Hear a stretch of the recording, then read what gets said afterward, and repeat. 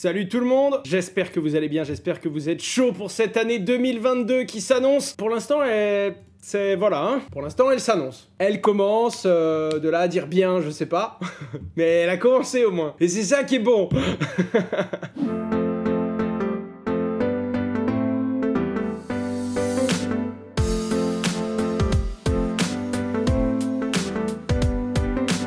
C'est parti. Alors déjà France Crypto, hein, d'ailleurs France Crypto, c'est Dimitri qui gère Vega Management, qui propose d'ailleurs cette introduction que vous venez de voir. La différence entre un Bitcoin à 40 000 $ en 2021 et un 40 000 $ en 2022. Le Bitcoin, tout le monde était greedy, tout le monde était en confiance. Bitcoin à 40 000 $ en 2021, waouh! Bitcoin à 40 000 $ en 2022. Pour vous dire à quel point on est gourmand, et pour vous dire à quel point on n'est pas capable de se rendre compte que c'est quand même une très grosse évolution, que ça va très très bien. Et là, on ne parle évidemment que du prix. Rappelons-nous que les usages, le nombre de transactions, le nombre d'utilisateurs et le nombre d'articles, de vidéos, de médias qui parlent de Bitcoin sont également des repères et des index très importants. Le marketing est important dans les crypto-monnaies, vous le savez bien, et pas que. Les usages surtout, et toute la technicité qui s'est développée autour. Et nous, on regarde que le prix, naturellement, et donc, pour le même prix, un an après, on est totalement dégoûté. Ce qui est quand même dommage, il faut être capable de relativiser. Après, je suis peut-être en train d'essayer de me convaincre, hein. Il faut être capable, non, faut être franc. À un moment, faut être franc dans la vie. Mais globalement, voilà, relativisons quand même. On est passé dans la même situation et sur le même prix d'un confiance extrême à peur extrême, c'est pas normal.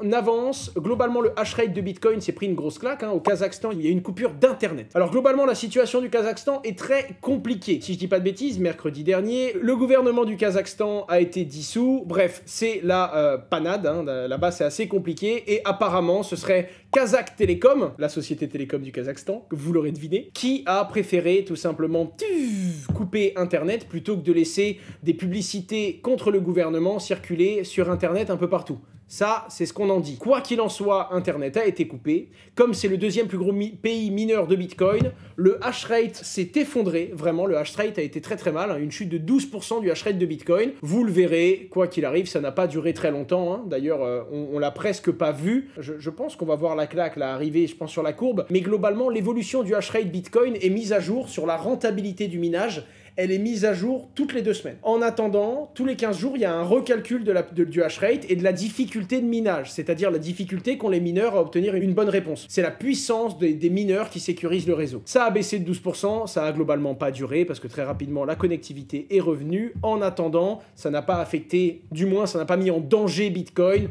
puisqu'on parle pas de quelque chose de très durable dans le temps. Quoi qu'il en soit, c'est la situation géopolitique du pays qui affecte du coup le minage de Bitcoin.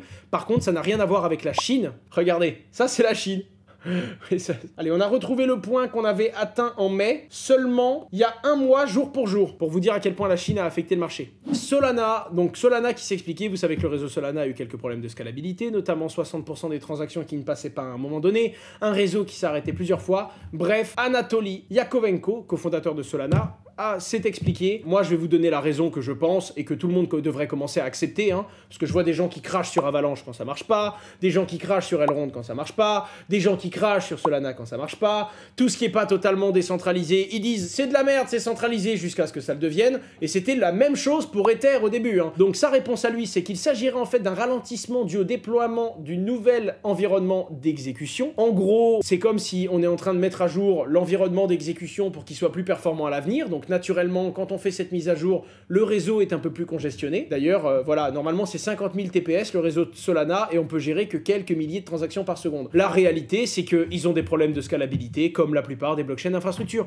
Regardez Polygon. Oh, Polygon, ça consomme rien du tout. Oh, la Binance Smart Chain, il n'y a aucun bug. Tout le monde sur la BSC. Quand tout le monde était sur la Binance Smart Chain, oh là là, ça bug plus qu'Ether. Oh là là, dis donc, qu'est-ce qui nous arrive? Bah oui, c'est normal. C'est ça qu'il faut comprendre. Ce qu'il faut comprendre, c'est que les gens sont très court-termistes, ils attendent des résultats tout de suite, alors qu'aujourd'hui, on est dans Hunger Games, les gars. Il y a plein de technologies qui se battent, ce combat, cette concurrence saine, fait que tout le monde se challenge et tout le monde essaye d'innover et de performer, parce que le meilleur moyen d'aller plus vite que les autres, d'être plus sécurisé et d'être plus scalable, c'est de travailler ta scalabilité, de faire des innovations technologiques, de déverrouiller des verrous techniques. Ce que je veux dire, c'est que c'est normal qu'on passe par ces phases-là. Ces gens mettent de l'énergie à se justifier. Enfin, on le voit avec Benjamin. Il y a eu le problème sur EGLD. Il a fait un thread. Les problèmes, les solutions qu'on a apportées, back to work. Bonne journée. Parce que c'est comme ça qu'on performe sur du long terme. Ça veut pas dire qu'une blockchain va survivre et qu'une autre va mourir. Ça veut juste dire qu'on va garder, je pense à la fin, quelques blockchains plus performantes que les autres, certaines plus sécurisées, d'autres peut-être plus rapides, et elles vont communiquer entre elles. Et on aura un standard de blockchain infrastructure.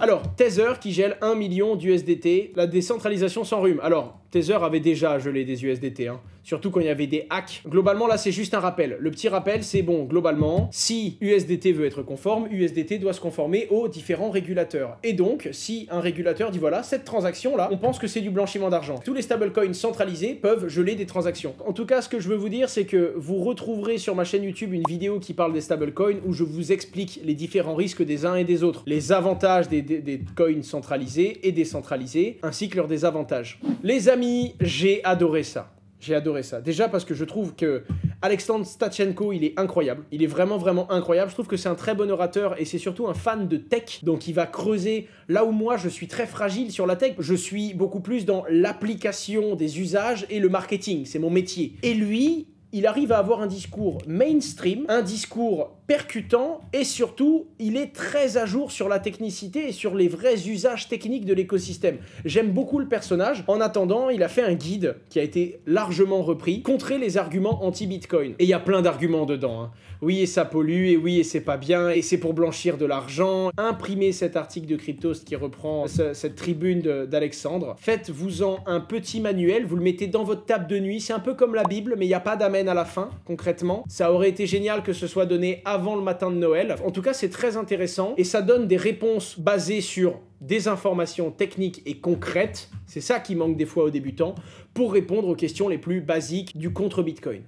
On continue d'avancer. Les activités criminelles, vous le savez, Chain Analysis, géant de l'analyse et de la traçabilité crypto, partenaire de Just Mining, fait un rapport chaque année pour dire à quel point les transactions illicites sont sur les crypto-monnaies. Vous savez, on dit ouais, Bitcoin, ça sert à blanchir de l'argent, c'est de la merde. Quand on dézoome un petit peu, on regarde et on voit qu'on est à 0,15% des transactions cette année, 0,34% des transactions l'année dernière. En gros, pour traduire très simplement, quand il y a 2 fois plus de gens qui utilisent les crypto-monnaies, il n'y a pas 2 fois plus de gens qui sont là pour frauder. C'est vraiment une minorité. D'ailleurs, quand on dézoome très largement, là où il y avait peut-être un 20-30% des transactions illicites en 2009-2010 sur le Bitcoin, on est très loin de tout ça, hein. C'est l'une des études les plus poussées sur les transactions crypto.